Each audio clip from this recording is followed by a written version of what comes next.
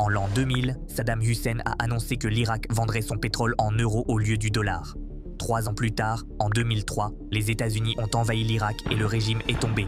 En 2009, Mouammar Kadhafi a proposé l'idée de créer une monnaie africaine unifiée adossée à l'or pour vendre le pétrole. Et en 2011, son régime est tombé après une intervention militaire de l'OTAN et la Libye est entrée dans une période de chaos. La raison était-elle le dollar? C'est ici que commence la véritable histoire. Depuis 1974, il existe un accord non totalement officiel entre Washington et l'Arabie Saoudite. Le pétrole est vendu en dollars en échange d'une protection américaine. C'est ainsi qu'est né ce qu'on appelle le pétrodollar. Qu'est-ce que cela signifie? Cela signifie que tout pays souhaitant acheter du pétrole doit d'abord obtenir des dollars. Cela crée une demande mondiale massive pour la monnaie américaine et permet aux États-Unis de financer plus facilement leurs dettes. Mais le monde change. La Chine est aujourd'hui le plus grand importateur de pétrole au monde et a commencé à conclure certaines transactions en yuan.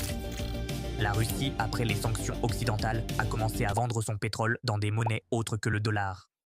Même certains pays du Golfe ont déclaré être ouverts à une diversification des devises. Si le pétrole cesse d'être largement vendu en dollars, la demande mondiale pour la monnaie américaine pourrait diminuer et la domination financière de Washington pourrait s'affaiblir. Mais la question n'est pas « le dollar va-t-il s'effondrer demain ?» La vraie question est « assistons-nous à un basculement lent de l'équilibre du pouvoir économique mondial